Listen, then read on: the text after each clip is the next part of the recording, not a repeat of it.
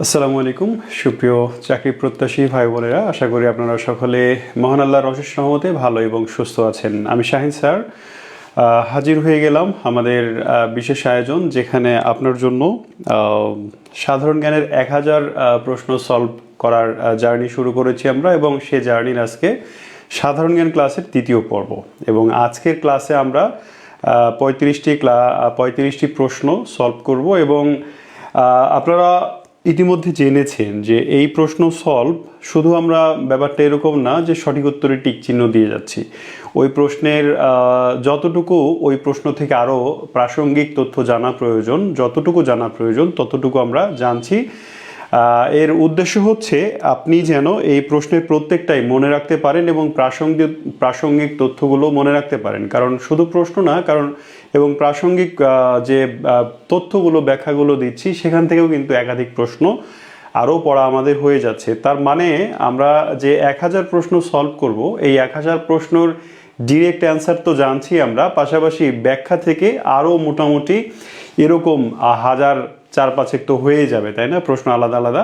So আমরা এই জার্নিটা যদি একেবারে সুষ্ঠুভাবে শেষ করতে পারি সঠিকভাবে, ইনশাল্লাহ ঠিক এইটা শেষ করার পরে আমরা নিজেকে নিশ্চয়ই অন্যদের চেয়ে এগিয়ে নিতে সক্ষম হব। মানে যারা আপনারা চাকরির বাজারে আছেন, চাকরির পরীক্ষা দিচ্ছেন, অনেকে সালাম দিয়েছেন, ওয়ালাইকুম আসসালাম ও রহমতুল্লাহ, জানতে চেয়েছেন আমি কেমন আছি। আলহামদুলিল্লাহ, আমি শারীরিক এবং মানসিকভাবে বেশ ভালো আছি। তো দেরি করব না, আজকের ক্লাসটা একেবারে যতটুকু সময় প্রয়োজন আমাদের ততটুকু সময়ের মধ্যে ইনশাল্লাহ শেষ করব। এক্সট্রা কোনো কথা বলবো না, এক্সট্রা কোনো অপ্রয়োজনীয় গল্পও করব না, তাই না? তাহলে আপনারা যারা এই মুহূর্তে আছেন, ক্লাসটি করছেন, একটু ক্লাসটা শেয়ার করে দিবেন, ঠিক আছে? ক্লাসটা শেয়ার করে দেন, শেয়ার করে দিয়ে ডান লেখেন, ঠিক আছে? আমরা তাহলে প্রথম প্রশ্ন শুরু করে দিই। প্রথম প্রশ্ন মানে আমাদের প্রশ্নের সিরিয়াল নাম্বার হচ্ছে 36, কারণ আমরা 35টি প্রশ্ন গত ক্লাসে সলভ করেছি। এরপর এভাবে আমাদের নাম্বার সিরিয়ালটা চলতে থাকবে, এবং একটা সময় আমরা একেবারে যেদিন এই ক্লাসটির শেষ প্রান্তে উপনীত হব সেদিন 1000 নাম্বার প্রশ্ন দিয়ে আমরা শেষ করব। তবে আমরা বদ্ধপরিকর যে এই 1000 প্রশ্নের মধ্যে একটা প্রশ্ন রিপিট হবে না। আপনার জন্য প্রত্যেকটা 1000 প্রশ্ন আলাদা আলাদা, মানে আলাদা প্রশ্ন, ঠিক আছে? আচ্ছা, একটু শেয়ার করে দেন ক্লাসটা, ঠিক আছে? আচ্ছা, একটু প্রশ্নের অ্যান্সার দেওয়া শুরু করেন। দেখেন, প্রথম প্রশ্ন, ইন্টারন্যাশনাল থেকে নাসা কোন দেশের মহাকাশ গবেষণা কেন্দ্র? আজকে ক্লাসে আমরা গত ক্লাসের যে জায়গাটাতে ভুল করেছিলাম মনে আছে? গত ক্লাসের শেষ প্রশ্নটা পুরোপুরি না পড়ে অ্যান্সার করতে গিয়ে আমরা ভুল করছিলাম, মানে আপনারা না, বিশেষ করে আমি ভুল করেছিলাম। তো আজকে ওইখান থেকে আমরা শিক্ষা নিব যে আজকে পুরো প্রশ্ন পড়বো, অপশন পড়বো, তারপরে অ্যান্সার দেবো, যেন ভুল না হয়, ঠিক আছে? পরীক্ষায় আপনি একটা ভুল অ্যান্সার দেওয়া মানে ও নিজে তো মরবেই, সাথে আরও হাফ মার্ক নিয়ে মরবে, ঠিক আছে? তার মানে মাইনাস মার্কিং হবে, নেগেটিভ। তাহলে একের মানে 36-এর অ্যান্সার আপনারা কি বলছেন? যুক্তরাষ্ট্র, বি। এই প্রশ্নটা বেশ সহজ। এখন দেখেন তো, নাসা, এটা একটু আপনি লেখেন তো, নাসা এর পূর্ণরূপ কি? NASA, এই নাসা, ইংরেজিতে স্পেলিংটা এরকম। তো এই নাসা এর পূর্ণরূপ কি সেটাও পরীক্ষায় আসে। আপনারা অনেকেই সঠিক উত্তর দিয়েছেন, নাসা হচ্ছে যুক্তরাষ্ট্রে অবস্থিত। সঠিক, নাসা এর পূর্ণরূপ কি আপনারা একটু লিখে ফেলেন ঝটপট, পরীক্ষায় এটাও আসে, নাসা এর পূর্ণরূপ কি। এখন দেখেন, নাসা সম্পর্কে আমি এক্সট্রা অল্প কিছু তথ্য দিই, যেগুলো এই প্রশ্ন ছাড়াও নাসা থেকে যে প্রশ্নগুলো আসে। প্রথম প্রশ্ন হচ্ছে, নাসা কোন দেশের মহাকাশ গবেষণা সংস্থা? অথবা প্রথম প্রশ্ন এরকম হতে পারে, নাসা কি? নাসা কি একটি সমুদ্র গবেষণা সংস্থা, মহাকাশ গবেষণা সংস্থা, নাকি কি? তাহলে নাসার প্রথম অ্যান্সার হচ্ছে নাসা এটা একটা মহাকাশ গবেষণা সংস্থা, ঠিক আছে? আমরা নাসা মানে মহাকাশ গবেষণা সংস্থা বলতে সাধারণত নাসাকেই বুঝি, যেটা আমেরিকার, ঠিক আছে? তো নাসা বাদেও বিশ্বের বিভিন্ন দেশের আরও মহাকাশ গবেষণা কেন্দ্র আছে। রাশিয়ার আছে, ফ্রান্সের আছে, ব্রিটেনের আছে, চীনের আছে, ভারতের আছে, ঠিক আছে? আমাদেরও কিন্তু আছে, আমাদের বাংলাদেশের মহাকাশ গবেষণা সংস্থা আছে। এটা জানেন কি? যদি জেনে থাকেন তার নাম কি একটু বলেন তো, বাংলাদেশের মহাকাশ গবেষণা সংস্থার নাম কি? আপনাকে কেউ কি নাসার পূর্ণরূপ পারছেন না? একজন লিখেছেন national aeronautics space and administration. Sabina Akhtar লিখেছেন, অনেক ধন্যবাদ, অনেক ধন্যবাদ। আল মামুন খানও লিখেছেন। হ্যাঁ, সবাই লিখে ফেলেন, কারণ নাসার পূর্ণরূপ কি সেটা আসবে। বলছিলাম যে কি কি প্রশ্ন আসে নাসা থেকে সেটা একটু দেখে নিই। প্রথম প্রশ্ন হচ্ছে নাসা কি? নাসা হচ্ছে একটি মহাকাশ গবেষণা কেন্দ্র। দ্বিতীয় প্রশ্ন হচ্ছে নাসা কোন দেশের মহাকাশ গবেষণা সংস্থা, যেটা এই প্রশ্ন, যুক্তরাষ্ট্র বা ইউএসএ বা আমেরিকা। ঠিক আছে, একই, তিনটে নাম একই দেশের। পরের প্রশ্ন হচ্ছে নাসা এর পূর্ণরূপ কি? NASA, national aeronautic space and administration. অনেকে আপনারা লিখেছেন, এটাও পরীক্ষায় আসে, তাহলে পূর্ণরূপ কি এটা আমাদের জানতে হবে।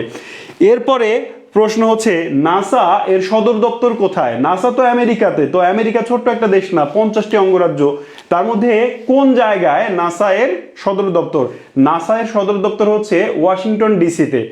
আমেরিকার রাজধানী কি? Washington DC. সেই ওয়াশিংটন ডিসিতেই নাসার সদর দপ্তর। ঠিক আছে, তো এইরকম 4-5টা প্রশ্ন শুধু নাসা থেকেই আসে। আমি প্রাসঙ্গিক আরেকটু বলি, ভারতের মহাকাশ গবেষণা সংস্থা মাঝে মাঝে আসে।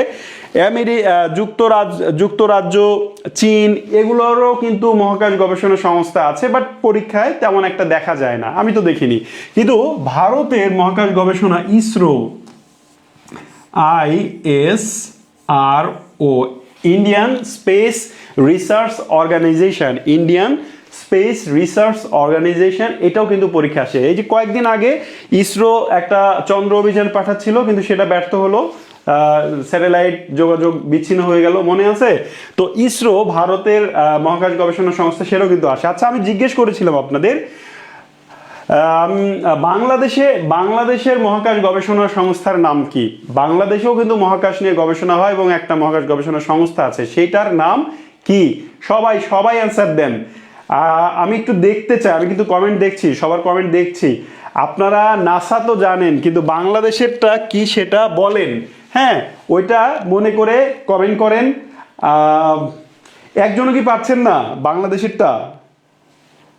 আমি কিন্তু একটু হতাশ হচ্ছি, একজনও পাচ্ছেন না কেন? দেখেন পরেরটা আমি দেখবো, আপনারা লিখতে থাকেন। রুশ বিপ্লব বা বলশেবিক বিপ্লব কোন সালে সংঘটিত হয়েছিল? রুশ বিপ্লব, মাশাল্লাহ, অবশেষে অ্যান্সার এসেছে। আল মামুন খান, রিজওয়ানা মিম, আপনারা লিখেছেন স্পার্শো, রাইট। খুবই সঠিক অ্যান্সার এবং আপনাদের ধন্যবাদ।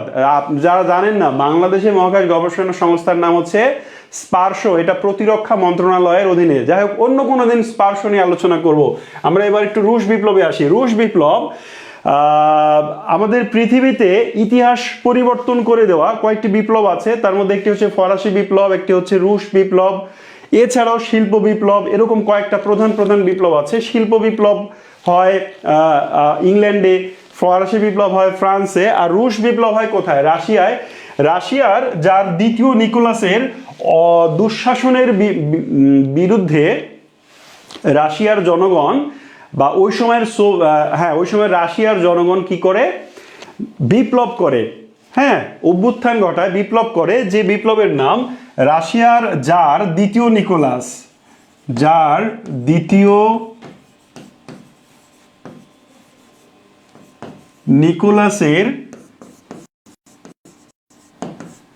বিরুদ্ধে এই রুশ বিপ্লব হয় 1917 সালে। এখানে দুটি বিপ্লব হয়েছিল। প্রথম বিপ্লবের নাম হচ্ছে মেনশেভিক বিপ্লব। প্রথমটা হচ্ছে মেনশেভিক বিপ্লব, আর দ্বিতীয়টা হচ্ছে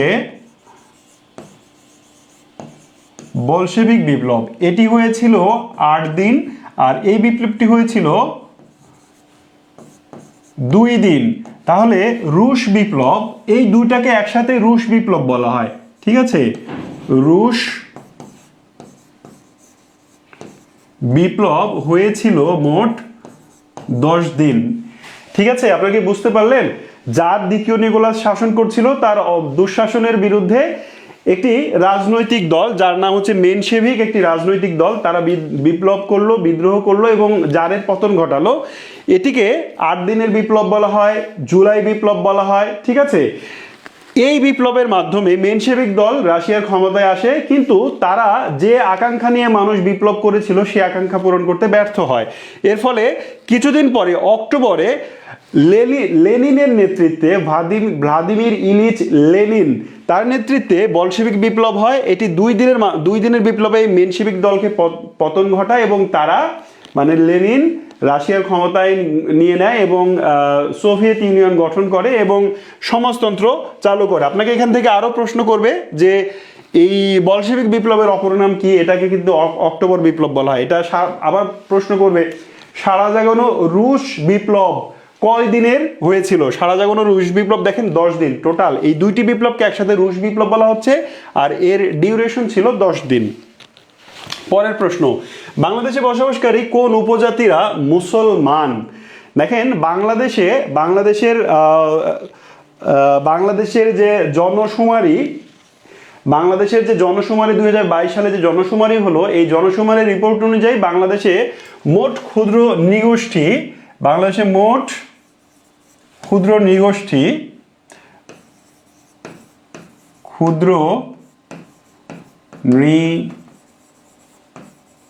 নৃগোষ্ঠীর সংখ্যা হচ্ছে 50টি। আপনাকে জিজ্ঞেস করবে বাংলাদেশে কয়টি ক্ষুদ্র নৃগোষ্ঠী আছে? 50টি। এই 50টি ক্ষুদ্র নৃগোষ্ঠীর অধিকাংশই বর্তমানে বৌদ্ধ, হিন্দু এবং খ্রিস্টান ধর্মের অনুসারী, অথবা তাদের মানে প্রাচীন যে ধর্ম সে ধর্মের অনুসারী।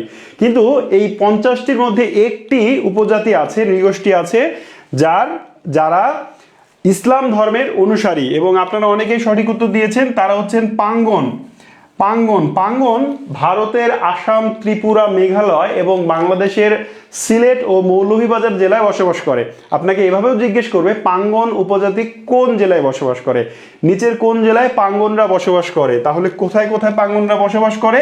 পাঙ্গনরা বসবাস করে সিলেট প্লাস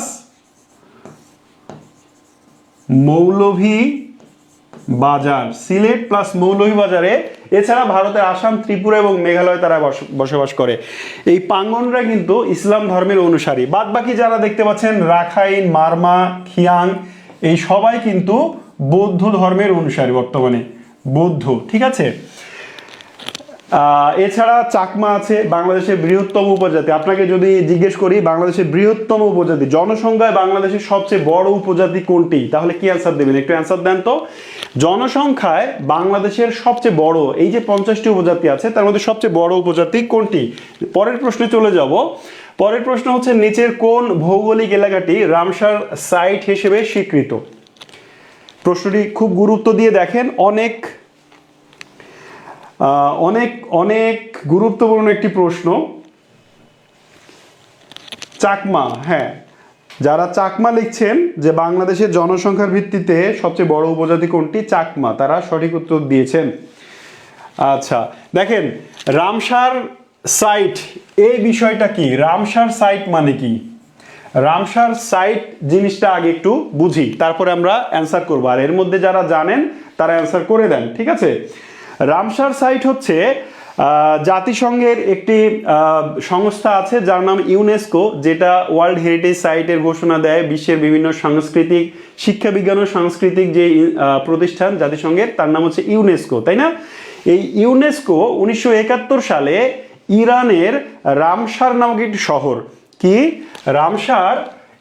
রামসার, এই শহরটি কোথায়? রামসার হচ্ছে ইরানের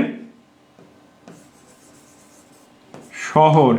এখানে 1971 সালে ইউনেস্কো এর অধীনে, ইউনেস্কোর তত্ত্বাবধানে একটি সম্মেলন হয় এবং এখানে একটি কনভেনশন স্বাক্ষরিত হয় যাকে রামসার কনভেনশন বলা হচ্ছে।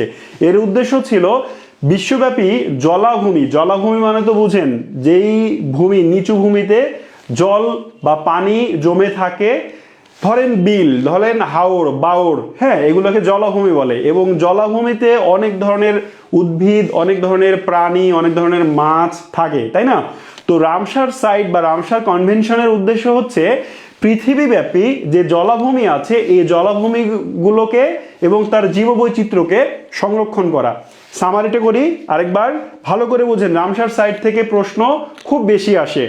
দেখেন 1971 সাল জাতিসংঘের একটি সংস্থা ইউনেস্কো, যাকে আমরা সবাই চিনি, এই ইউনেস্কো ইরানের রামসার নামক শহরে একটি সম্মেলন করলো এবং সম্মেলনে উপস্থিত সদস্যরা একটি চুক্তি স্বাক্ষর করলো, যাকে বলা হচ্ছে রামসার কনভেনশন। যেহেতু রামসারে স্বাক্ষরিত হলো, উদ্দেশ্য কি, বিশ্বব্যাপী যে জলাভূমি আছে এই জলাভূমির জীববৈচিত্র্য এবং জলাভূমিকে সংরক্ষণ করা, যেন এগুলো বিলুপ্ত না হয়ে যায়, ভরাট না হয়ে যায়, এটা হচ্ছে রামসার কনভেনশন।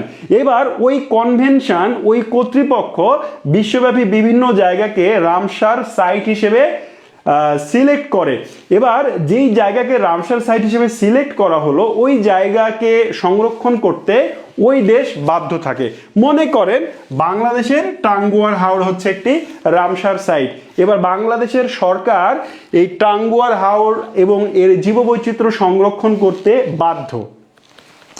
প্রশ্ন হচ্ছে রামসার, আরেকটা প্রশ্ন হবে, বাংলাদেশের কি শুধু টাঙ্গুয়ার হাওরই রামসার সাইট? না, বাংলাদেশে আরো 2টি রামসার সাইট আছে। বাংলাদেশে মোট রামসার সাইট,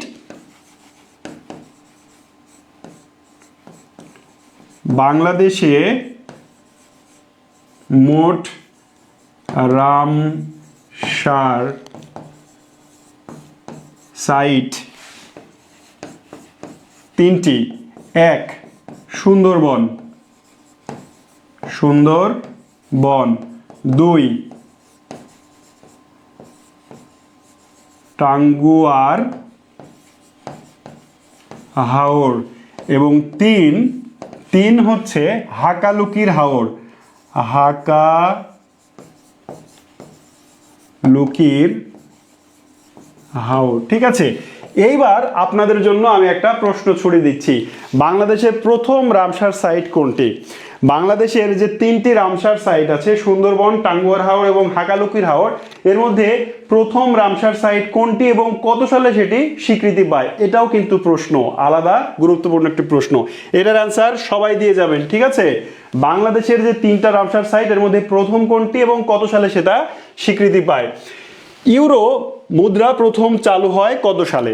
খুবই ইম্পর্টেন্ট একটা প্রশ্ন, এতবার এসেছে এই প্রশ্নটা, এতবার যে আমি যদি যত জায়গায় এসছে যদি নিতাম, তাহলে আমার বোর্ডের প্রায় অর্ধেক বা তারও বেশি জায়গা লেগে যেত যে কোথায় কোথায় এসেছে। দেখেন এটি পায়রা বন্দর কর্তৃপক্ষ 2023 সালে এসেছে, এছাড়া বিভিন্ন জায়গায় প্রায় আসতে দেখা যায় এই প্রশ্নটা। এইটা পাশাপাশি ইউরো মুদ্রা থেকে আরও প্রশ্ন আসে। আচ্ছা, অনেকে অ্যান্সার দিয়েছেন সুন্দরবন। হাসান বিশ্বাস বলছে যে সুন্দরবন 21 মি, আচ্ছা এটা সম্ভবত মে লিখতে চেয়েছেন, 1992। আচ্ছা, সুন্দরবন 1997 লিখছেন ফারজানা মিমি।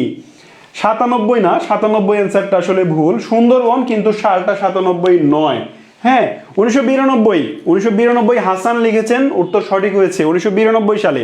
1992 সালে আর 1997 সালে যেটা হয়, সুন্দরবন ওয়ার্ল্ড হেরিটেজ সাইট হিসেবে স্বীকৃতি পায়।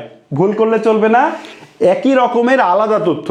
সুন্দরবন একই সাথে বাংলাদেশের রামসার সাইট, একই সাথে এটি মানে প্রাকৃতিক সপ্তাশ্চর্য, ওয়ার্ল্ড হেরিটেজ সাইট। ঠিক আছে, তো দুইটাই করেছে ইউনেস্কো। ইউনেস্কো ডিরেক্ট এটাকে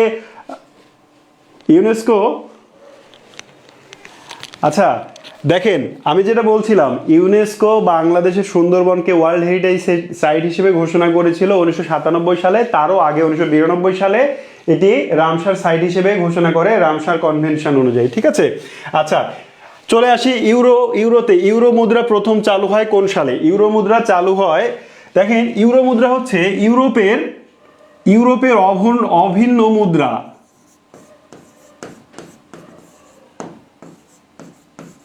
ইউরোপের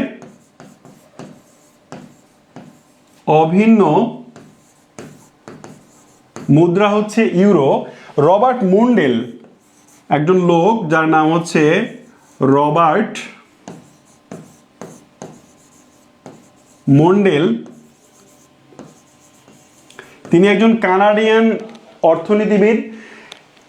অর্থনীতিবিদ। রবার্ট মুন্ডেল 1999 সালে 1998 সালে এই মুদ্রাটি আবিষ্কার করেন, অনেক আগে থেকে গবেষণা করে আবিষ্কার করেন এবং 1999 সালের 1 জানুয়ারি থেকে 1999 সালের জানুয়ারি থেকে এই ইউরো মুদ্রা চালু হয়। ইউরো মুদ্রা কি? ইউরোপিয়ান ইউনিয়ন ইইউ এর একটি একক মুদ্রা।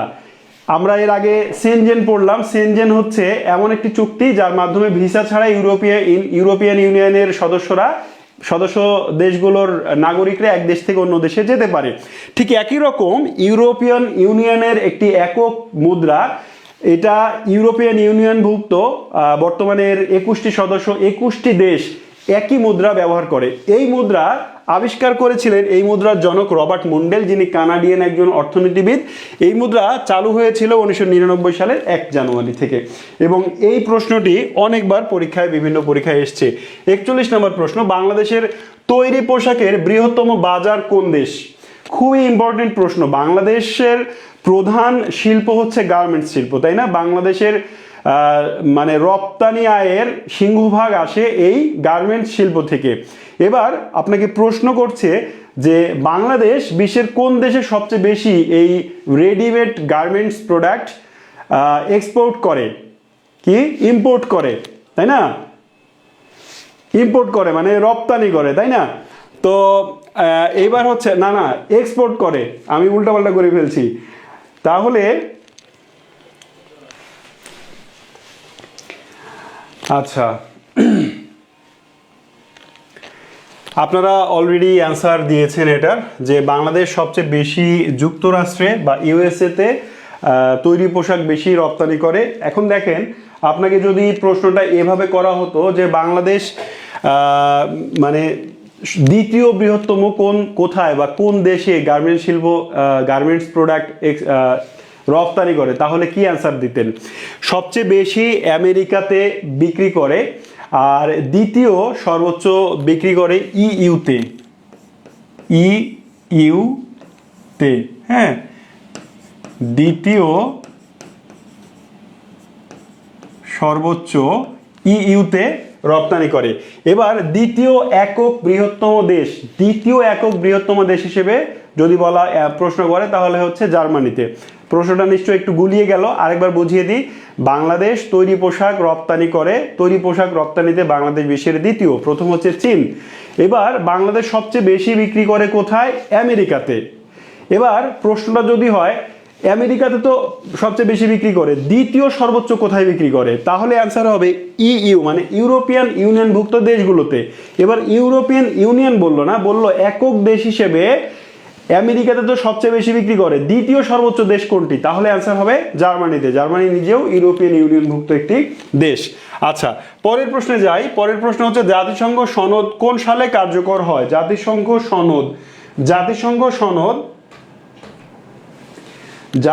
সনদ কোন সালে কার্যকর হয়? এখনো কি এরকম হচ্ছে যে ভিডিওর সঙ্গে অডিও মিলছে না? এখনো কি হচ্ছে এরকম, নাকি এখন ঠিকঠাক শোনা যাচ্ছে? বলেন তো, একটু আমাকে জানান। অডিওর সাথে ভিডিও কি মিলছে এখন? আচ্ছা, মামুন খান অনন্য বলছেন জার্মানি, রাইট। দ্বিতীয় একক বৃহত্তম দেশ কিন্তু জার্মানি। সাদিয়া আক্তার বলছেন যে 45-1900। দেখেন, এই প্রশ্নটার অ্যান্সার সাদিয়া দিয়ে দিয়েছেন অলরেডি। জাতিসংঘ সনদ কোন সালে কার্যকর হয়? জাতিসংঘ সনদ কার্যকর হয় 1945 সালে। 1939 সালে দ্বিতীয় বিশ্বযুদ্ধ শুরু হওয়ার পরে বিশ্ব নেতৃবৃন্দ আমেরিকা, ব্রিটেন, ফ্রান্স, রাশিয়া তারা চিন্তা করে এই যে পরপর দুটি বিশ্বযুদ্ধ বেঁধে গেল, মানে একটা বিশ্বযুদ্ধের ধকল না সামলাতেই বিশ্ববাসী দ্বিতীয় আরেকটা যুদ্ধে জড়িয়ে পড়লাম আমরা। তো এই দ্বিতীয় বিশ্বযুদ্ধ থেকে উত্তরণ করা যায় কিভাবে, আর এমন কি করা যায় যার মাধ্যমে আর এরকম যুদ্ধে না জড়িয়ে আলোচনার মাধ্যমে, যদি কোনো প্রবলেম হয় আলোচনার মাধ্যমে সেই সমস্যার সমাধান করে শান্তি প্রতিষ্ঠিত করা যায়। অর্থাৎ বিশ্বের শান্তি প্রতিষ্ঠার জন্য একটি নতুন সংগঠন প্রতিষ্ঠা করার জন্য উদ্যোগ নিলেন বিশ্ব নেতারা। এর আগেও প্রথম বিশ্বযুদ্ধের পরেও একটি সংগঠন তৈরি করা হয়েছিল যার নাম হচ্ছে লিগ অব নেশনস, কিন্তু ওই সংগঠনটি ব্যর্থ হয়েছিল।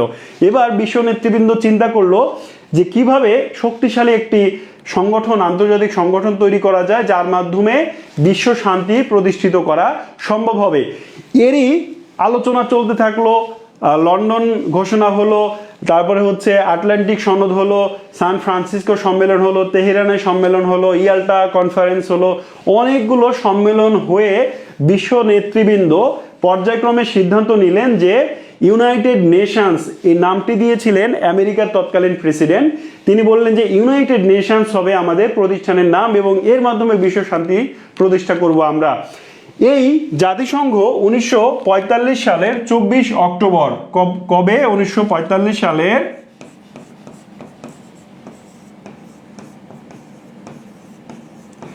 অক্টোবর এই জাতিসংঘ সনদ কার্যকর হয় বিশ্বের 51টি দেশ নিয়ে, ঠিক আছে। এইভাবেই জাতিসংঘের যাত্রা শুরু হয় এবং প্রতি বছর 24 অক্টোবর জাতিসংঘ দিবস হিসেবে পালন করা হয়। পরেরটা হচ্ছে বাংলাদেশে জুম চাষ কোথায় হয়? জুম কোথায় চাষ হয়? এবার অনেক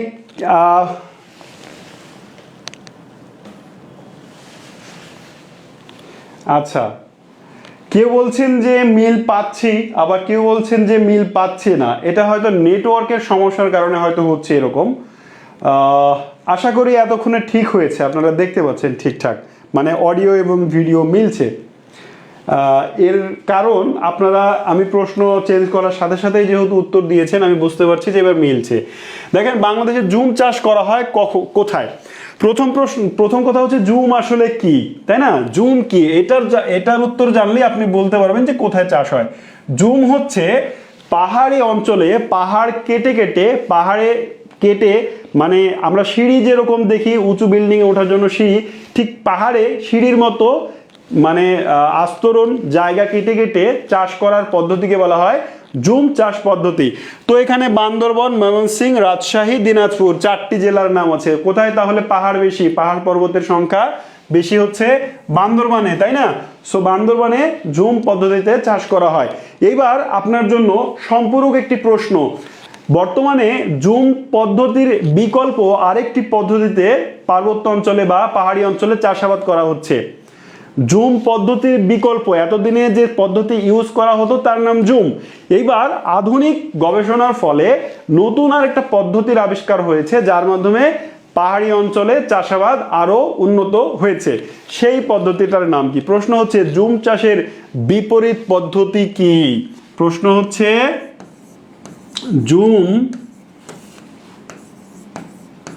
জুম চাষের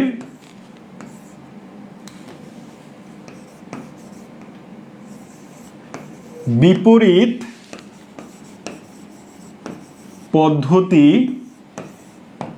কি? অ্যান্সার দিয়ে যাবেন সবাই।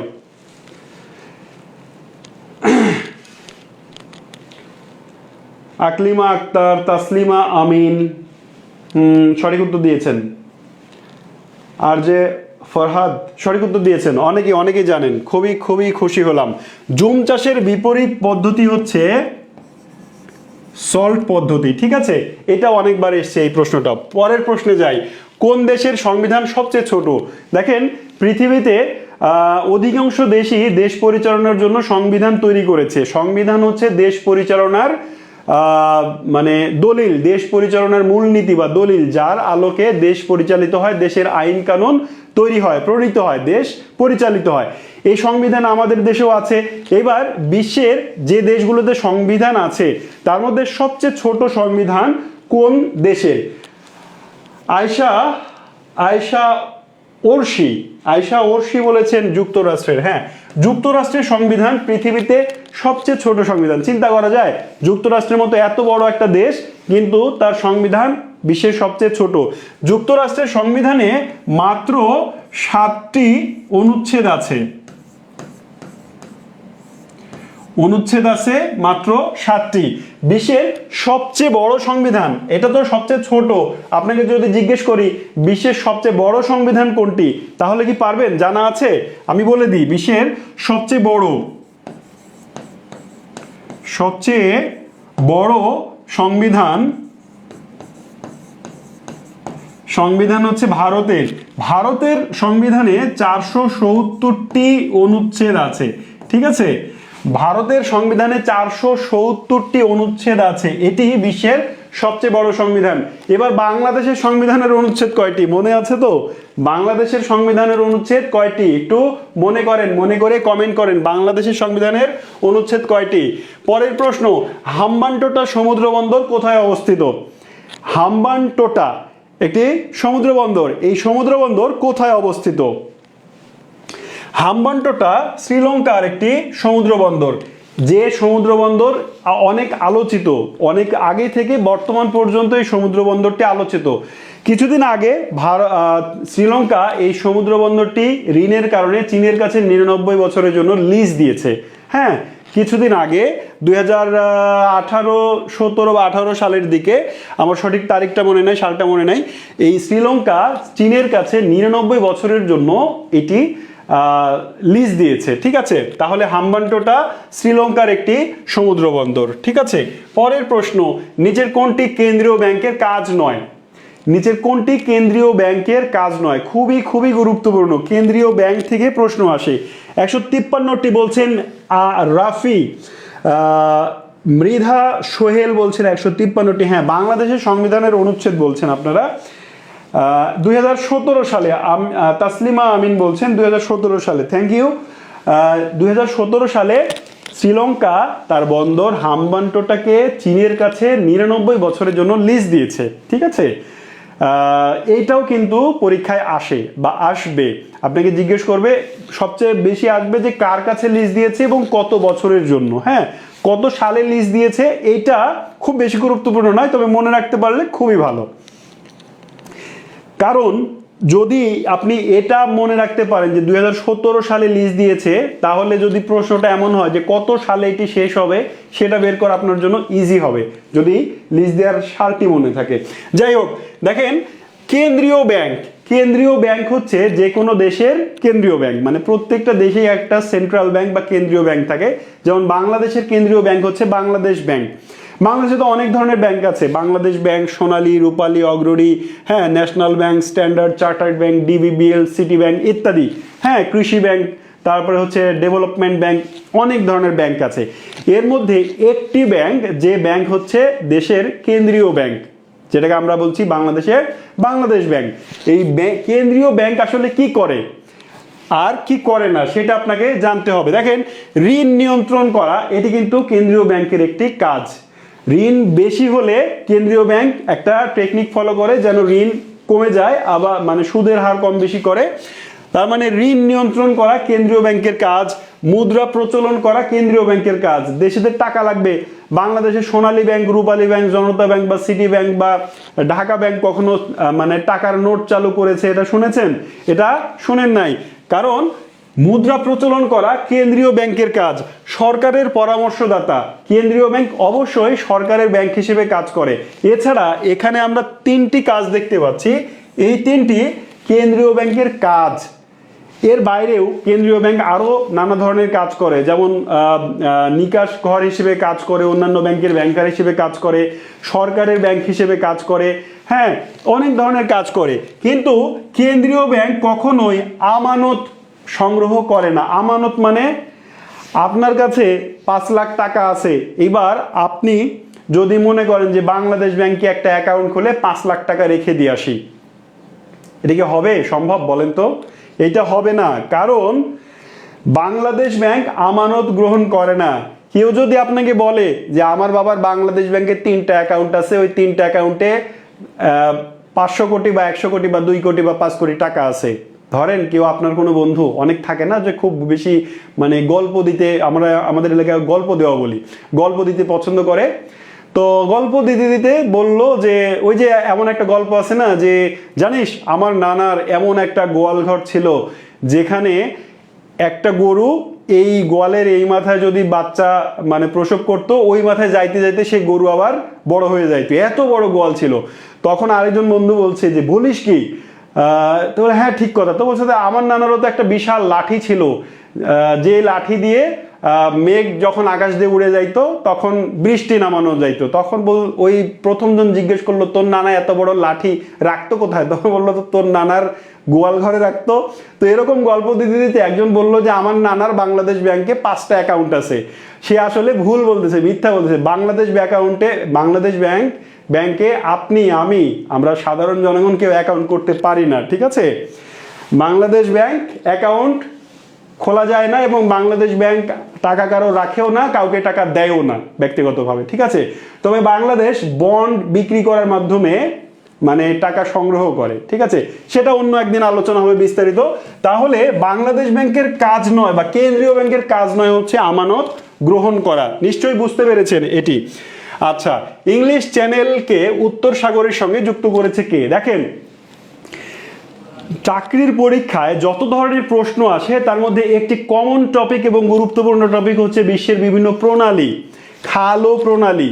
এই খাল ও প্রণালী কাজ হচ্ছে দুটি জলভাগকে যুক্ত করা আর দুটি স্থলভাগকে পৃথক করা, ঠিক আছে। খাল এবং প্রণালী কি একেবারে সংক্ষেপে বোঝায়, ধরেন এইটি একটি সমুদ্র আর না এইটি একটি জলভাগ, এটি একটি জলভাগ, এই মাঝখানে যে সরু জলপথ এটা যদি ন্যাচারাল হয় তাহলে তাকে বলা হয় প্রণালী, আর যদি কেউ খুঁড়ে আর্টিফিশিয়াল হয় তাহলে তাকে বলা হয় খাল। তো খাল এবং প্রণালী যেটি কাজ করে একটি জলভাগের সঙ্গে আরেকটি জলভাগকে যুক্ত করে আর একটি স্থলভাগকে আরেকটি স্থলভাগ থেকে পৃথক করে। এবার এইখানে আপনাকে প্রশ্ন করছে একটি প্রণালী, এটাকে আমরা চ্যানেল বলি, ইংলিশ চ্যানেল উত্তর সাগরের সঙ্গে যুক্ত করেছে, ইংলিশ চ্যানেলকে উত্তর সাগরের সঙ্গে যুক্ত করেছে আসলে কোন প্রণালী? অপশন বসফরাস প্রণালী, ব্রেরিং প্রণালী, মেসিনা প্রণালী নাকি ডোভার প্রণালী? আপনারা কি লিখছেন? ডোভার প্রণালী। ব্রেরিং প্রণালী অনেকে উত্তর দিয়েছেন, ব্রেরিং প্রণালী বলেছেন কেউ, কেউ বলছেন ডোভার প্রণালী। আচ্ছা, ব্রেরিং আর ডোভারের মধ্যে আটকে আছেন, খ বলছেন আর ডোভার বলছেন। আসলে ব্যাপারটা কি? যারা ব্রেরিং প্রণালী বলেছেন তারা উত্তর ভুল দিয়েছেন। দেখেন, ব্রেরিং প্রণালী যুক্ত করেছে প্রশান্ত মহাসাগরের সঙ্গে উত্তর মহাসাগরের সঙ্গে, উত্তর মহাসাগরকে। ব্রেরিং প্রণালী কাকে কাকে যুক্ত করেছে? প্রশান্ত প্লাস উত্তর উত্তর সাগর লিখি, হ্যাঁ, অথবা ছোট করে যদি বলে তাহলে ব্রেরিং উপসাগর, ব্রেরিং সাগরকে চুস্কি সাগরের সঙ্গে যুক্ত করেছে এই ব্রেরিং প্রণালী। আর এশিয়া থেকে আমেরিকাকে অথবা রাশিয়া থেকে আমেরিকাকে পৃথক করেছে এই ব্রেরিং প্রণালী। আর বসফরাস প্রণালী যুক্ত করেছে কৃষ্ণ সাগরকে মর্মর সাগরের সঙ্গে। আমি একটু লিখে দিই, বসফরাস প্রণালী যুক্ত করেছে কৃষ্ণ সাগর প্লাস মর্মর সাগর, ঠিক আছে। মর্মর সাগরকে কৃষ্ণ সাগরের সঙ্গে যুক্ত করেছে বসফরাস প্রণালী, আর এশিয়াকে ইউরোপ থেকে পৃথক করে ফেলেছে মেসিনা প্রণালী। এইটা ইটালিকে কার্সিকা থেকে পৃথক করেছে, কিন্তু খুব বেশি এটা পরীক্ষায় আসে না। আর ডোভার প্রণালী এই ইংলিশ চ্যানেলকে উত্তর সাগরের সঙ্গে যুক্ত করেছে, ডোভার প্রণালী আলাদা করেছে ফ্রান্স এবং ব্রিটেনকে, ঠিক আছে। ভুল করবেন না, প্রণালী পড়ার জন্য সবচেয়ে বেস্ট ওয়ে হচ্ছে, অনেকেই বলবেন যে স্যার একটা শর্টকাট টেকনিক শিখায় দেন। শর্টকাট টেকনিক আমি আপনাকে শেখাতে পারি, কিন্তু এই শর্টকাট টেকনিক আপনি ভুলে যাবেন। প্রণালী, খাল, লাইন, সীমানা এগুলো আয়ত্ত করার সবচেয়ে ইজি টেকনিক হচ্ছে ম্যাপ দেখে ভালো করে মনে রাখা। হ্যাঁ, আপনি ম্যাপ বের করবেন, দেখবেন যে ব্রিটেন আর ফ্রান্সের মধ্যে একটি জলরাশি আছে। এই জলরাশির মনে করেন যে ব্রিটেন এবং ফ্রান্স, এইটা মনে করেন ব্রিটেন, এটা মনে করেন ব্রিটেন, আর এইটা মনে করেন ফ্রান্স। এইটা কি? ব্রিটেন। এইটা ব্রিটেন আর এইটা হচ্ছে ফ্রান্স। এই মাঝখানে যে জলরাশি এইটা, হ্যাঁ, আমি একটু অন্য কালার দিয়ে এটাকে লিখি। মাঝখানের যে জলরাশি এইটার এতটুকুর নাম হচ্ছে ইংলিশ চ্যানেল। এইটা হচ্ছে ইংলিশ চ্যানেল আর এইটা হচ্ছে ডোভার প্রণালী, ঠিক আছে। একই জলপথ, এইটুকুর নাম হচ্ছে ইংলিশ চ্যানেল, এটার নাম হচ্ছে ডোভার প্রণালী। তাহলে দেখেন তো, ইংলিশ চ্যানেলকে উত্তর সাগর, এটা উত্তর সাগর আর এটা আটলান্টিক মহাসাগর যুক্ত করছে কে? ডোভার প্রণালী, ঠিক আছে। আশা করি বোঝাতে পেরেছি। পরেরটা, মাত্র একটি সংসদীয় আসন আছে কোন জেলায়? মাত্র একটি সংসদীয় আসন আছে কোন জেলায়?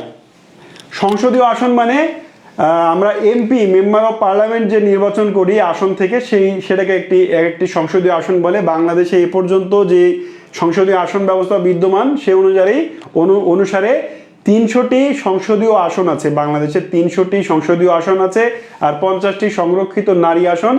এভাবে বাংলাদেশের সংসদ আসন হচ্ছে 350টি। বাংলাদেশের 1 নম্বর সংসদীয় আসন হচ্ছে পঞ্চগড়, আর সর্বশেষ সংসদীয় আসন হচ্ছে একেবারে গিয়ে আমি যদি ভুল না করে থাকি কক্সবাজারে গিয়ে, ঠিক আছে। তো একটি পুরোটি জেলা, একটি জেলায় কিন্তু অনেকগুলো সংসদীয় আসন থাকে, 5টা 7টা 8টা 6টা সংসদীয় আসন থাকে। তো ঢাকায় আরো বেশি, 17 18 20 এরকম ঢাকায় তো শোনা যায়, তাই না? তো একটি বাংলাদেশের 3টি জেলা আছে যেগুলোতে একটি করে সংসদীয় আসন আছে, KRB, খাগড়াছড়ি, রাঙামাটি এন্ড বান্দরবান। এখানে আমরা পাচ্ছি রাঙামাটি। বাংলাদেশের পার্বত্য জেলার রাঙামাটিতে একটি সংসদীয় আসন আছে, মানে এখানে MP একজন। পরেরটা, ইসরায়েল রাষ্ট্রের স্বপ্নদ্রষ্টা কে? ইসরায়েল পৃথিবীর একমাত্র ইহুদি রাষ্ট্র ইসরায়েল। এই ইসরায়েল রাষ্ট্রের স্বপ্নদ্রষ্টা কে? তিনি কি আর্থার বেলফোর? তিনি কি থিওডর হার্জেল? তিনি কি মেন্টেম বেগিন? তিনি কি ব্যারন এডমন্ড? এটা রথ চাইল্ড হবে, বথ চাইল্ড হয়ে গেছে, দুঃখিত। এটা হচ্ছে রথ চাইল্ড, ঠিক আছে, রথ চাইল্ড। দেখেন তো এই প্রশ্নটার অ্যান্সার সবার পারা উচিত। আচ্ছা, 300তম বান্দরবান। ওকে, থ্যাংক ইউ। বাংলাদেশের মানে সংসদীয় আসনের প্রথম আসন হচ্ছে পঞ্চগড়, আর একেবারে 300তম হচ্ছে বান্দরবান। থিওডর হার্জেল, তারান্নুম, দুইবার তারান্নুম স্কয়ার, তিনি অ্যান্সার দিয়েছেন থিওডর হার্জেল। ক অ্যান্সার দিচ্ছেন আরিফুল ইসলাম, খ অ্যান্সার দিচ্ছেন শরীফুল ইসলাম। আরিফুল আর শরীফুল কাছাকাছি কমেন্ট করেছেন। দেখেন থিওডর হার্জেল, অ্যান্সার হচ্ছে থিওডর হার্জেল। থিওডর হার্জেল ছিলেন একজন অস্ট্রো হাঙ্গেরিয়ান সাংবাদিক এবং আইনজীবী। অস্ট্রো হাঙ্গেরি মানে অস্ট্রিয়া এবং হাঙ্গেরি, এই দুইটি দেশকে একসাথে বলা অস্ট্রো হাঙ্গেরি। তো এদের ভাষা, জাতিগত সত্তা প্রায় এক, এবং এই জন্যে এদেরকে বলা অস্ট্রো হাঙ্গেরিয়ান।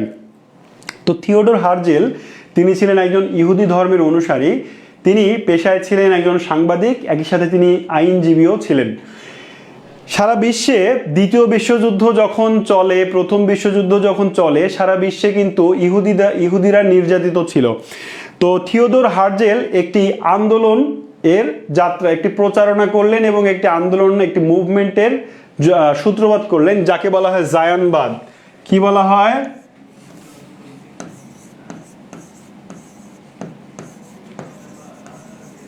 জায়ানবাদ। এই জায়ানবাদের জনকও থিওডর হার্জেল। এর জায়ানবাদের মিনিং হচ্ছে থিওডর হার্জেল সমগ্র পৃথিবীর যত ইহুদি আছে তাদেরকে একত্রিত করার একটা আন্দোলন তৈরি করলেন, এবং পৃথিবীব্যাপী ইহুদিরা যে নির্যাতিত হচ্ছে তার বিরুদ্ধে তিনি প্রতিবাদ করলেন, এবং ইহুদিদের একটি আলাদা স্বতন্ত্র স্বাধীন রাষ্ট্র গঠনের জন্য তিনি সবাইকে ঐক্যবদ্ধ করার একটি প্ল্যাটফর্ম চালু করলেন। এই ব্যাপারটাকে বলা হচ্ছে জায়ানবাদ। তো এরই মাধ্যমে থিওডর হার্জেল যে তিনি বলেছিলেন যে আমরা যারা পৃথিবীতে ইহুদি আছি তারা সবাই মিলে একটি রাষ্ট্র গঠন করব। এই জন্যে ইহুদি রাষ্ট্রের স্বপ্নদ্রষ্টা বলা হয় থিওডর হার্জেলকে, ঠিক আছে। আমরা পরের প্রশ্নে যাই। আধুনিক মেধাভিত্তিক সিভিল সার্ভিসের উন্মেষ ঘটে কোন দেশ হতে? আমরা বর্তমানে যে বাংলাদেশের সবচেয়ে টপ সরকারি চাকরি BCS, বাংলাদেশ সিভিল সার্ভিস। তো এই যে সিভিল সার্ভিস, এটা কিন্তু বিশ্বের প্রায় অধিকাংশ দেশেই এই পরীক্ষাটা আছে। বাংলাদেশে BCS, ইন্ডিয়ায় আছে আলাদা নামে। তো এরকম মেধাভিত্তিক এই যে ক্যাডার সার্ভিস, হ্যাঁ, সিভিল সার্ভিস, এই চাকরিটা, এই ব্যবস্থাটা প্রথম শুরু করেছিল কারা? এটাই হচ্ছে প্রশ্ন, ঠিক আছে। সেটা কি যুক্তরাষ্ট্র, ভারত, চীন নাকি যুক্তরাজ্য? আচ্ছা, অনেকেই অ্যান্সার দিচ্ছেন চীন। সাবিনা আক্তার বলছেন, তাসলিমা আমিন বলেছেন তারান্নুম, তিনিও বলেছেন চীন। আবার কেউ কেউ দেখছি ভারতও বলছে। দেখেন, চীন 200 খ্রিস্টপূর্ব 206 অব্দে, 206 খ্রিস্ট পূর্বাব্দে, খ্রিস্টপূর্ব 206 পূর্বাব্দে হান বংশ শাসন করছিল। হান বংশ চীন শাসন করছিল। তখন তারা এই মেধাভিত্তিক সিভিল সার্ভিসের ব্যবস্থা চালু করে। চিন্তা করতে পারছেন, যীশু খ্রিস্টের জন্মের 206 বছর আগে চীনে হান বংশের শাসন যখন চলছিল, তখন তারা প্রশাসনিক কাজে নিয়োগ দেওয়ার জন্য মেধাকে যাচাইয়ের মানদণ্ড হিসেবে গ্রহণ করেছিল। মানে স্বজনপ্রীতি, মানে সেনাপতির ছেলে সেনাপতি হবে, হ্যাঁ, মানে মন্ত্রীর ছেলে মন্ত্রী হবে, ব্যাপারটা এরকম নয়। রাষ্ট্রের যেমন যে মানে আমলাতান্ত্রিক ব্যবস্থা বা রাষ্ট্রের সরকারি কাজ বা কার্যাবলী পরিচালনা করার জন্য রাষ্ট্র বা রাজ্য তখনও লোক নিয়োগ দিত। অন্যান্য দেশে যখন স্বজনপ্রীতির মাধ্যমে, দাসের মাধ্যমে এই কাজগুলো করত, চীন তখন মেধার উপর ভিত্তি করে এই ব্যবস্থাটা চালু করেছিল। ভুলে কখনোই যাবেন না যেন এই প্রশ্নটা, কারণ এটা ভুল হয়। আমরা ভাবতেই পারি না যে চীনে এই ব্যবস্থা চালু হয়েছিল। এরকম প্রশ্ন দেখলে আমরা আমেরিকা বা ইংল্যান্ড বা যুক্তরাজ্য দিয়ে দিই, কারণ ওরাই বর্তমান পৃথিবীর সভ্য জাতি, তাই না? বর্তমান পৃথিবীর সবচেয়ে সভ্য জাতি বলে নিজেদের দাবি করে ইংলিশরাই তো, তাই না? সো তাদেরকে আমরা অ্যান্সার করব, এটাই স্বাভাবিক, বাট তাহলে ভুল হবে। পরের প্রশ্ন যাই, শ্যাম দেশ কোন দেশের পুরাতন নাম? দেখেন, আমি গত ক্লাসেও বলেছি যে পুরাতন এবং নতুন নাম থেকে প্রশ্ন আসবে, বিভিন্ন পরীক্ষায়, অসংখ্য পরীক্ষায় আসে। তো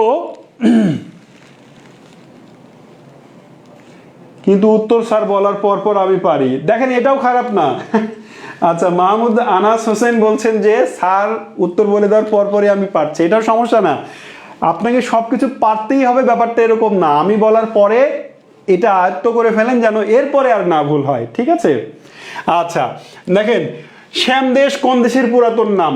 আমরা একটু পুরাতন নামগুলো দেখি। মিশরের একটি পুরাতন নাম আছে, খুবই অপ্রচলিত, অব্যবহৃত, সেটা পরে বলবো। আমি জানি আপনাকে যদি জিজ্ঞেস করি মিশরের পুরাতন নাম কি, আপনি বলবেন ইজিপ্ট, তাই না?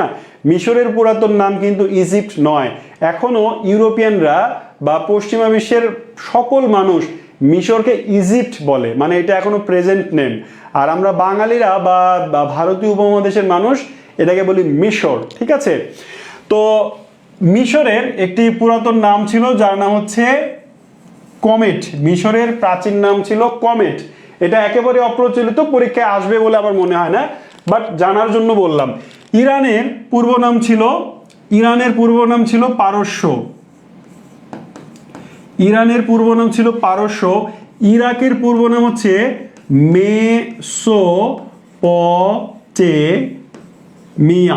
মেসোপটেমিয়া। আর ইংল্যান্ডের পূর্ব নাম হচ্ছে শ্যাম, ওহে শ্যাম, ঠিক আছে? ওহে শ্যাম বলে একটা গান আছে না, তো সেরকম শ্যাম দেশ, থাইল্যান্ডের পূর্ব নাম হচ্ছে শ্যাম দেশ। এখানে যে তিনটি দেশের নাম লিখলাম, এই তিনটি দেশ থেকে অনেকবার পরীক্ষায় আসছে। ইরানের পূর্ব নাম কি, ইরাকের পূর্ব নাম কি, থাইল্যান্ডের পূর্ব নাম কি, ঘানার পূর্ব নাম কি, এভাবে পরীক্ষায় প্রশ্ন আসে। মনে রাখবেন উত্তরগুলো। লাদাখ কোন দেশে অবস্থিত? লাদাখ কোন দেশে অবস্থিত? লাদাখ কোন দেশে অবস্থিত? দেখেন তো, লাদাখ কি পাকিস্তানে, নাকি ভারতে, নাকি চীনে, নাকি আফগানিস্তানে? উত্তর দেন তো। লাদাখ কোন দেশে অবস্থিত? 52 নম্বরের অ্যান্সার চাই আপনাদের সবার কাছে। হ্যাঁ, সাদা হাতির দেশ বলা হয়, শ্বেত হস্তি বা সাদা হাতির দেশ বলা হয়, থাইল্যান্ডকে মুক্ত ভূমি বলা হয়, সেগুলো হচ্ছে ভৌগোলিক উপনাম। সেগুলো কিন্তু সাদা হাতির দেশ বা শ্বেত হস্তির দেশ বা মুক্ত ভূমির দেশ, এগুলো কিন্তু উপনাম, ভৌগোলিক উপনাম, পুরাতন নাম নয়, ঠিক আছে? দেখেন, লাদাখ ভারতে অবস্থিত। লাদাখ কোথায়? ভারতের উত্তর পশ্চিমে হিমালয়ের পাদদেশে লাদাখ অবস্থিত। লাদাখকে বলা হয় শীতল মরুভূমি। লাদাখকে কি বলা হয়? শীতল মরুভূমি। মরুভূমি শুধু উষ্ণ বালুরই হয় না, ঠিক আছে? মরুভূমি বরফেরও হয়। মরুভূমি দুই ধরনের হয়, একটা হচ্ছে উষ্ণ মরুভূমি, যেমন সাহারা, যেমন নামিব, যেমন থর, যেমন রাবাল খালি, হ্যাঁ, আর দাহানা, যেমন গ্রেট ভিক্টোরিয়া।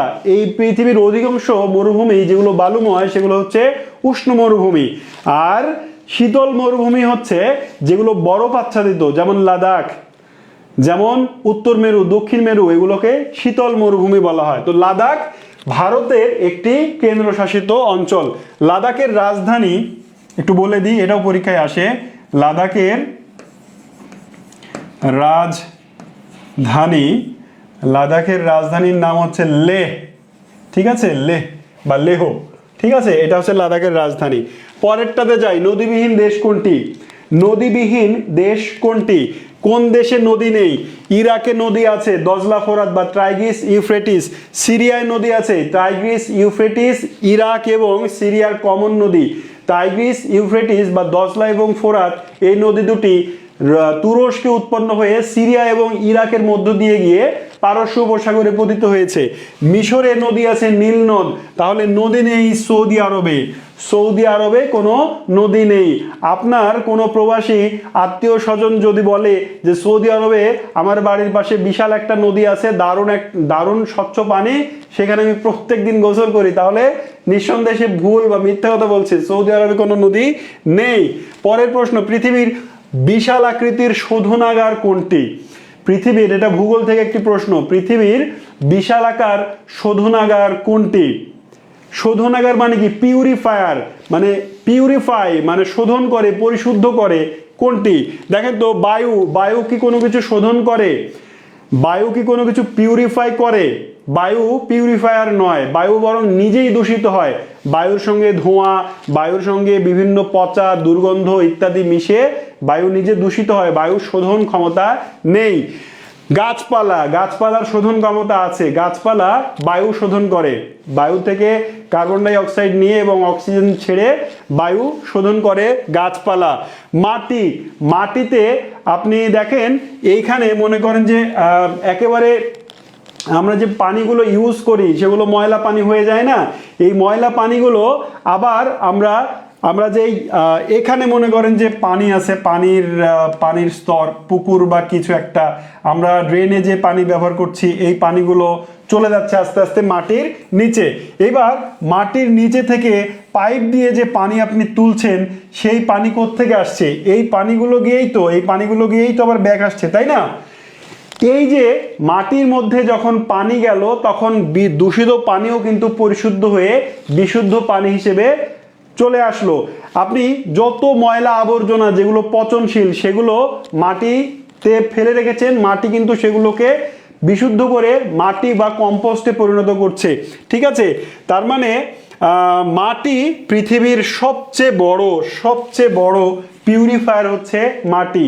পানি পরিশুদ্ধ করে না কোনো কিছুকে, পানি নিজেই, মানে বাতাস এবং পানি, এরা দুজনে এদের কিন্তু পরিশুদ্ধকরণ ক্ষমতা নেই, এরা নিজেরাই দূষিত হয়। তবে অনেকে বলতে পারেন যে স্যার পানি দিয়ে গোসল করলে তো পরিশুদ্ধ হয়। পানি আসলে পরিষ্কারক বাট পরিশুদ্ধকারক নয়। ঠিক আছে, মাটি অ্যান্সার। আচ্ছা, পরেরটাতে যাই। বিভাগ অনুসারে বাংলাদেশ সবচেয়ে বেশি বনভূমি রয়েছে কোথায়? বিভাগ অনুসারে বাংলাদেশের সবচেয়ে বেশি বনভূমি রয়েছে কোথায়? অনেকেই ভুল করে এটাকে খুলনা বলবেন, কারণ খুলনা বিভাগে সুন্দরবন আছে, কিন্তু না, খুলনা বিভাগ অ্যান্সার নয়। বিভাগ অনুসারে সবচেয়ে বেশি বনভূমি আছে চট্টগ্রামে, আর সবচেয়ে কম, আমি যদি বলি সবচেয়ে বেশি এর জায়গায় সবচেয়ে যদি বলি কম কোথায়, আপনারা এটার অ্যান্সার দেবেন। বিভাগ অনুযায়ী বাংলাদেশের সবচেয়ে বেশি বন আছে চট্টগ্রাম বিভাগে, আর সবচেয়ে কম বন আছে কোন বিভাগে? বিভাগ অনুযায়ী অ্যান্সার দিবেন। ঠিক আছে, পরেরটাতে যাই। আচ্ছা, ব্রহ্মপুত্র নদী কোন জেলার ভেতর দিয়ে বাংলাদেশে প্রবেশ করেছে? ব্রহ্মপুত্র নদী কোন জেলার ভেতর দিয়ে বাংলাদেশে প্রবেশ করেছে?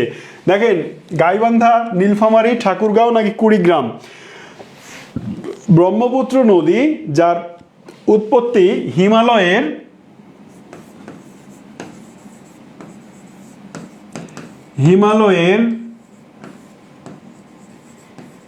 কৈলাস শৃঙ্গের মানস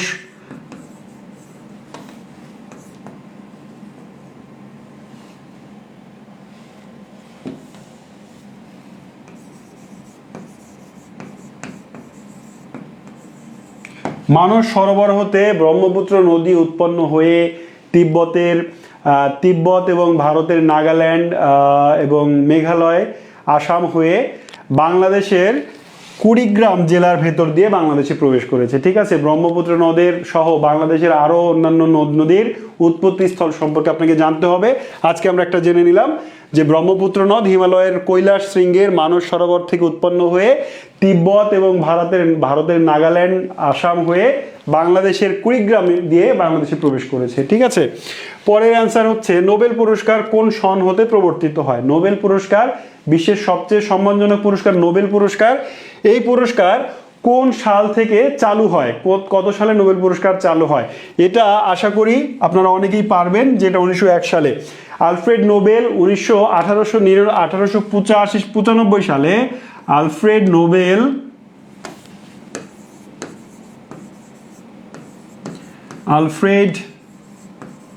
নোবেল তিনি 1895 সালে তার সম্পত্তির 94% একটি ফান্ডে দান করে যান, যেখান থেকে নোবেল পুরস্কার দেওয়া হয়।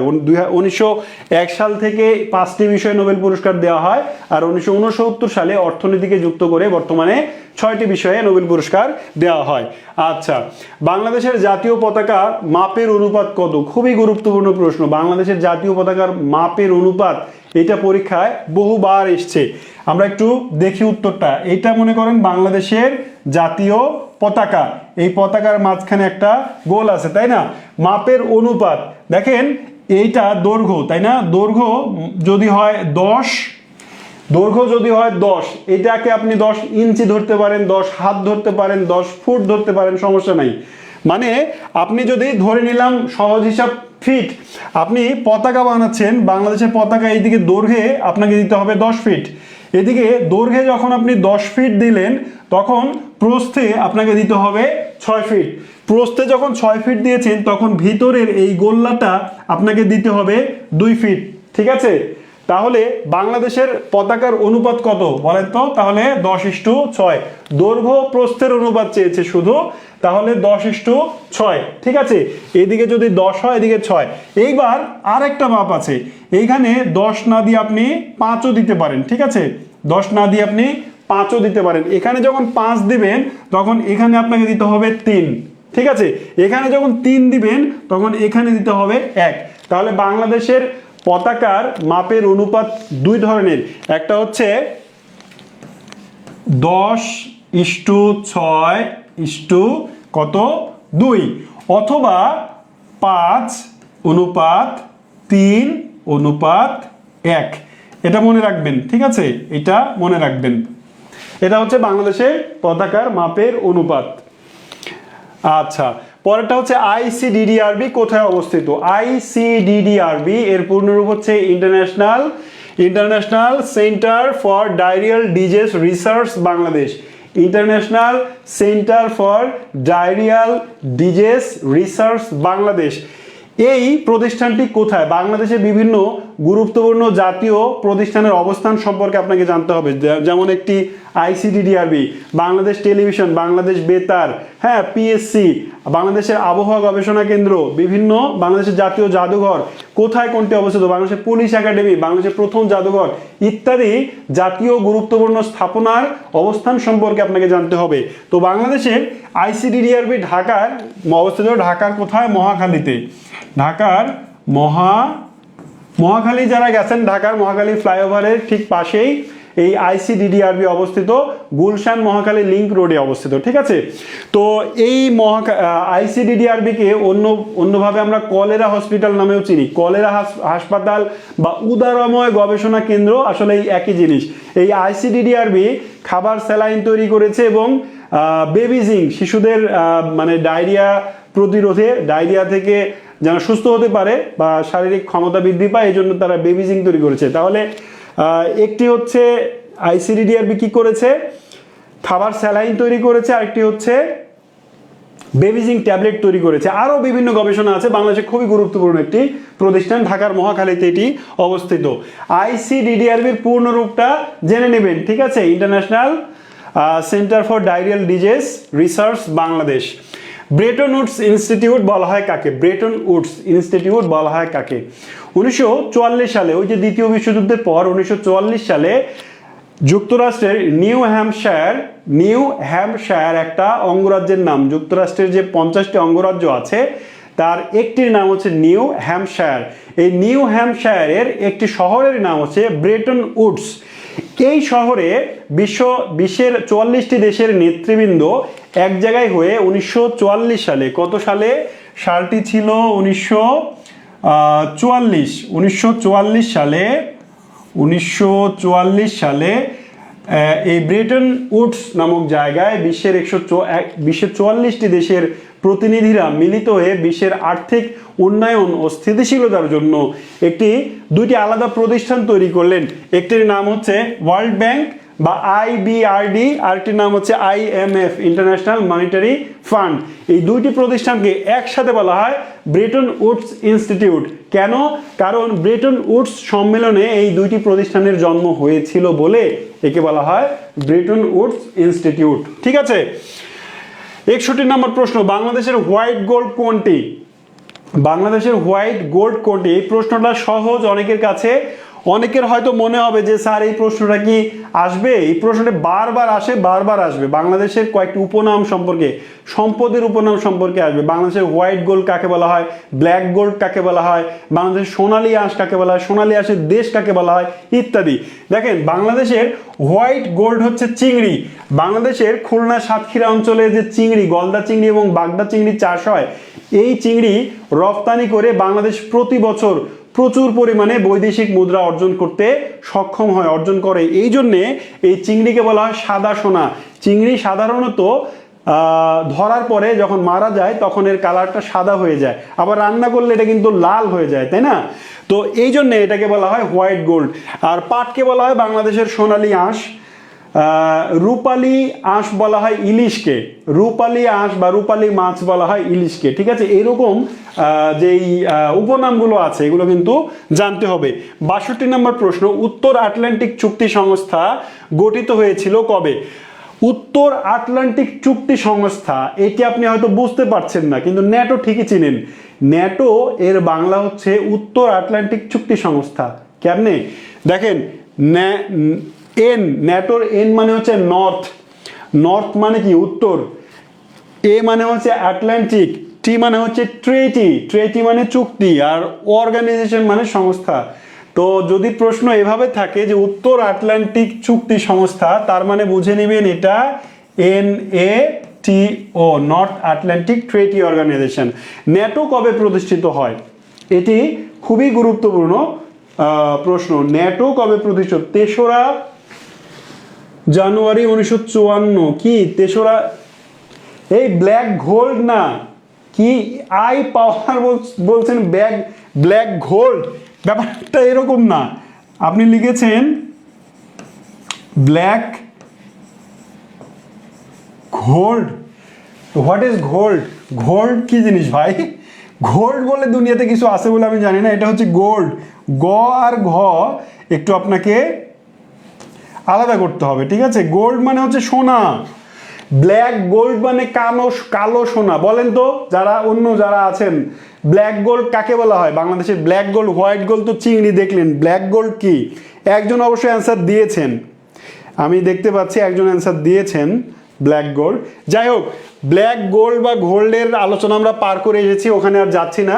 তবে ব্ল্যাক গোল্ড বলা হয় কুষ্টিয়ার যে ছাগল, এটাকে বলা হয় black Bengal, actually black gold না, ঠিক আছে? ব্ল্যাক বেঙ্গল ছাগল। আচ্ছা, যাই হোক, ওটাকে হচ্ছে কুষ্টিয়া গ্রেড বলা হয়। দেখেন, ন্যাটো প্রতিষ্ঠিত হয় 1949 সালের 4 এপ্রিল। 1949 সালের 4 এপ্রিল স্নায়ুযুদ্ধের প্রেক্ষাপটে আমেরিকার নেতৃত্বে এই দেশগুলো নিয়ে, উত্তর আটলান্টিক মানে ইউরোপ মহাদেশের গণতান্ত্রিক দেশগুলোকে নিয়ে ন্যাটোর যাত্রা শুরু হয়। বর্তমানে এর সদস্য সংখ্যা 32টি। ন্যাটোর বর্তমান সদস্য 32টি দেশ। হিলি স্থলবন্দরটি বাংলাদেশের কোথায় অবস্থিত? হিলি বাংলাদেশের স্থলবন্দর, নৌবন্দর, বাংলাদেশের গ্যাস ক্ষেত্র, বাংলাদেশের বিদ্যুৎ ক্ষেত্র, এগুলো সম্পর্কে খুব স্বচ্ছ আইডিয়া রাখতে হবে, খুব স্বচ্ছ ধারণা রাখতে হবে। বাংলাদেশের যে স্থলবন্দর আছে, বর্তমানে 21টি স্থলবন্দর আছে বাংলাদেশে। কয়টি স্থলবন্দর? 21টি স্থলবন্দর আছে। তার মধ্যে সবচেয়ে বড় স্থলবন্দর হচ্ছে, আচ্ছা সবচেয়ে বড় স্থলবন্দরের প্রশ্ন তো এখন এটা না, তো বলে দিই প্রসঙ্গ যখন আসবে, সবচেয়ে বড় স্থলবন্দর হচ্ছে বেনাপোল, যশোরের বেনাপোল স্থলবন্দর। আর হিলি স্থলবন্দর বাংলাদেশের অন্যতম আরেকটি গুরুত্বপূর্ণ স্থলবন্দর, যেটি দিনাজপুরের হাকিমপুরে অবস্থিত। ঠিক আছে, দেখেন কনফিউজিং অ্যান্সার, বিরামপুর দিনাজপুর, ঘোড়াঘাট দিনাজপুর, পাঁচবিবি জয়পুরহাট, আর হাকিমপুর দিনাজপুর। দিনাজপুর আছে 3টিতে, তো হাকিমপুর এটি। ঠিক আছে, এই বিরামপুর দিনাজপুর না ভাই, এটা হচ্ছে হাকিমপুর, দিনাজপুরের হাকিমপুরে এই হিলি স্থলবন্দর অবস্থিত। কেউ কি আছেন দিনাজপুরের হাকিমপুর বা দিনাজপুর থেকে এই ক্লাসটি দেখছেন, এমন কেউ কি আছেন? থাকলে একটু জানান তো ভাই, যে কে দিনাজপুর থেকে দেখছেন ক্লাসটি। দিনাজপুর থেকে কারা কারা আছেন একটু হাত তোলেন, হাত তোলেন। আচ্ছা, পরের প্রশ্ন হচ্ছে leave no one behind. Leave no one behind বক্তব্যটি আসলে কিসের? প্রথমে আপনাকে জানতে হবে এর মানে বাংলা মিনিংটা কি। লিভ নো ওয়ান বিহাইন্ড মানে কাউকে পেছনে ফেলে না, কাউকে বাদ দিয়ে না। এটা আসলে কার? এটি কি বিশ্ব খাদ্য দিবস 2021-এর প্রতিপাদ্য, এমডিজি এর একটি লক্ষ্য, এমডিজি এর অন্য একটি লক্ষ্য, নাকি এসডিজি এর একটি অঙ্গীকার? দিনাজপুর থেকে শান্ত আছেন। আচ্ছা, আর এস এম তাবাসসুম একেবারে দিনাজপুরের হিলি থেকে যুক্ত আছেন, তাহলে তো আপনি সবচেয়ে সঠিক অ্যান্সার জানেন। হিলি থেকে আছেন, কি নাম বললাম? তাবাসসুম। আপনি সবচেয়ে ভালো অ্যান্সার জানেন যে হিলি স্থলবন্দর কোথায়। দেখেন, এটাতে আসি, খুবই ইম্পর্টেন্ট একটা প্রশ্ন। জাতিসংঘ 2000 সাল থেকে শুরু করে 2016-2015 সাল পর্যন্ত একটা প্রজেক্ট চালাচ্ছিল, যার নাম হচ্ছে এমডিজি, মিলেনিয়াম ডেভেলপমেন্ট গোলস। এই মিলেনিয়াম ডেভেলপমেন্ট গোলস শেষ হয়ে গিয়েছে 2015 সালে। এরপরে 2016 সালটি হচ্ছে 2016, এবং 2016 থেকে 2030 সাল পর্যন্ত আরেকটি প্রজেক্ট জাতিসংঘ গ্রহণ করেছে, যার নাম হচ্ছে এসডিজি, সাস্টেইনেবল ডেভেলপমেন্ট গোলস। এই যে এসডিজি, সাস্টেইনেবল ডেভেলপমেন্ট গোলস, এর মাধ্যমে জাতিসংঘ চায় যে পৃথিবীর প্রত্যেকটা মানুষ উন্নয়নের স্রোতধারায় যেন যুক্ত হয়। এই লিভ নো ওয়ান বিহাইন্ড এর অর্থ হচ্ছে জাতিসংঘ এসডিজি এর মাধ্যমে অঙ্গীকার করেছে যে পৃথিবীতে টেকসই উন্নয়ন করা হবে, দারিদ্র্য দূর করা হবে, অশিক্ষা মানে নিরক্ষরতা দূর করা হবে, ক্ষুধামুক্ত বিশ্ব গড়া হবে। তো এই যে উন্নয়ন করা হবে, এই উন্নয়ন থেকে একটি মানুষ, আমি, আপনি, আমরা সবাই, একটি মানুষও যেন এই উন্নয়নের ধারা থেকে বাদ না পড়ি, এমনই একটি অঙ্গীকার নিয়ে 2016 সালে এসডিজি এর যাত্রা শুরু হয়েছে, এবং 2030 সালে এর যাত্রা শেষ হবে। আপনার জন্য সম্পূরক প্রশ্ন, এসডিজি এর অভীষ্ট কয়টি? অভীষ্ট বানান সম্ভবত দীর্ঘই। অভীষ্ট কয়টি আর সুনির্দিষ্ট লক্ষ্য কয়টি? সুনির্দিষ্ট লক্ষ্য কয়টি? এসডিজি এর অভীষ্ট কয়টি, অভীষ্ট লক্ষ্য কয়টি, আর সুনির্দিষ্ট লক্ষ্য কয়টি? এটি কিন্তু খুবই গুরুত্বপূর্ণ প্রশ্ন। 17টি অ্যান্সার দিয়েছেন তানিয়া সাদিয়া, ইমন সাহা, ইমতিয়াজ আহমেদ 17টি বলেছেন, তাসলিমা তানিয়া সাহা 169, রাইট। অভীষ্ট লক্ষ্য হচ্ছে 17টি, আর এই যে সুনির্দিষ্ট লক্ষ্য হচ্ছে 169টি। ঠিক আছে, মনে রাখবেন, পরীক্ষায় আসবে। বাংলাদেশ এক্সপোর্ট প্রসেসিং জোন এর কার্যক্রম কোন সালে শুরু হয়? আরেকটি বাংলাদেশের অর্থনীতি বিষয়ক প্রশ্ন। বাংলাদেশে ইপিজেড আছে, বর্তমানে 10টি, এর মধ্যে 8টি সরকারি, 2টি বেসরকারি। তো এই ইপিজেড প্রথম শুরু হয়েছিল 1983 সালে চট্টগ্রামে। ঠিক আছে, চট্টগ্রামে গ্রাম ইপিজেড, চট্টগ্রাম ইপিজেড বাংলাদেশের প্রথম ইপিজেড, যেটা 1883 সালে যাত্রা শুরু করেছিল। আর 1983 সালে যাত্রা শুরু করেছিল। আর 1993 সালে দ্বিতীয় ইপিজেড হিসেবে বাংলাদেশের ঢাকা ইপিজেডের যাত্রা শুরু হয়েছিল। ঠিক আছে, ইপিজেড গুরুত্বপূর্ণ। ইপিজেড সম্পর্কে পরে আরও প্রশ্ন আমি নিব, সেখান থেকে বিস্তারিত আলোচনা করব। বিশেষ শিক্ষা ক্যাডারে কর্মকর্তাদের বুনিয়াদী প্রশিক্ষণ দেওয়া হয় কোন প্রতিষ্ঠানে বা কোন প্রতিষ্ঠান দেয়? ভাববেন না যে বিসিএস রিলেটেড প্রশ্ন শুধু বিসিএসই আসবে। দেখেন, পিটিআই ইনস্ট্রাক্টর 2019, মাধ্যমিক বিদ্যালয় সহকারী শিক্ষক 2011 সহ বিভিন্ন জায়গায় এই প্রশ্নটি এসেছে যে বিসিএস ক্যাডার যে হয়, এই ক্যাডাররা যারা শিক্ষা ক্যাডারে আসে তারা ট্রেনিং পায় কোথায়? বাংলাদেশের নাইম বলে একটা প্রতিষ্ঠান আছে, National Academy for Educational Management. নাইমের পূর্ণ অর্থগুলো জেনে নেবেন। National Academy for Educational Management, এখানে বিসিএস শিক্ষা ক্যাডাররা তাদের প্রশিক্ষণ পেয়ে থাকেন।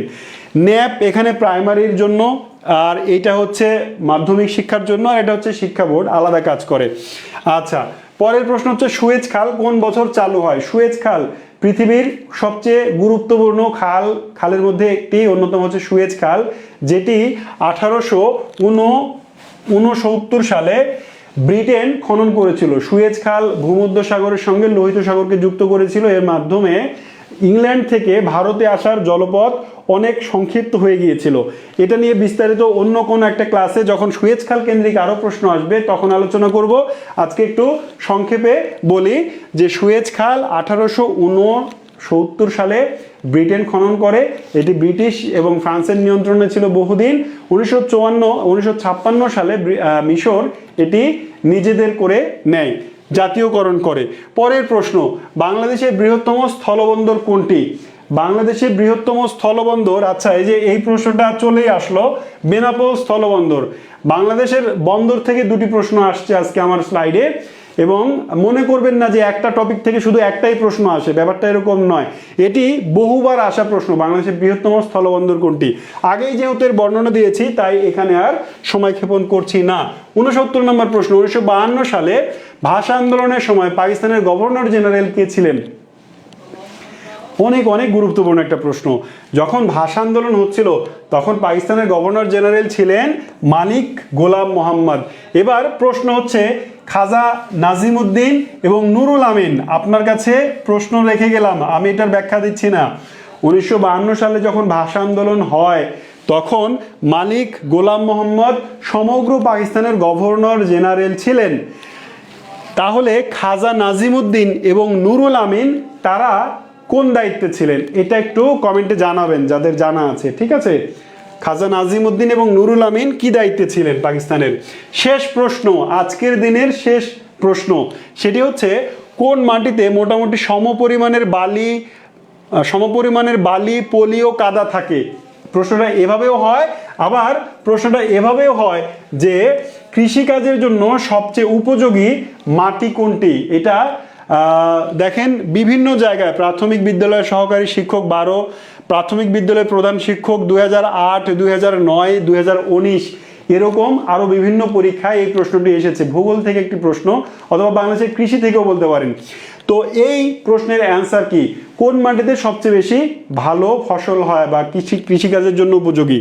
হ্যাঁ, তো দেখেন আমরা একটু দেখি বেলে মাটি। বেলে মাটির পানি ধারণ ক্ষমতা সবচেয়ে কম কিন্তু পানির শোষণ ক্ষমতা বেশি। মানে কি?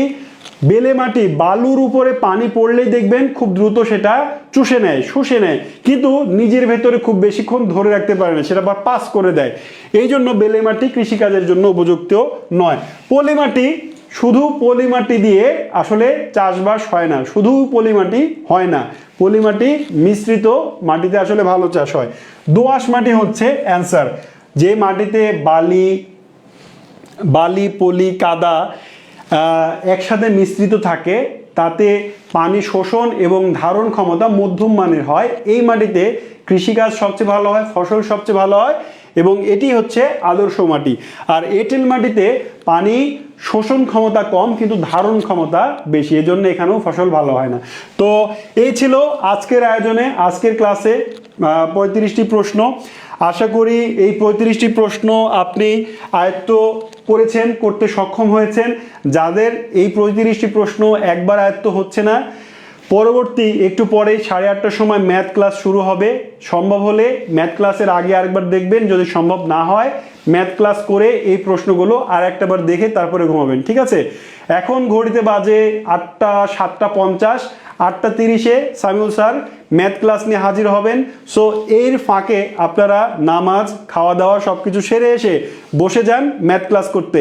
আমি শাহিন আবারও আসবো আগামী শনি, সোম, বুধবারে ঠিক সন্ধ্যা 6:30টার সময় আমার পরবর্তী 35টি প্রশ্ন নিয়ে আপনার সঙ্গে হাজির হবো ইনশাল্লাহ। ততক্ষণ পর্যন্ত সবাই ভালো থাকুন, সুস্থ থাকুন। আল্লাহ হাফেজ।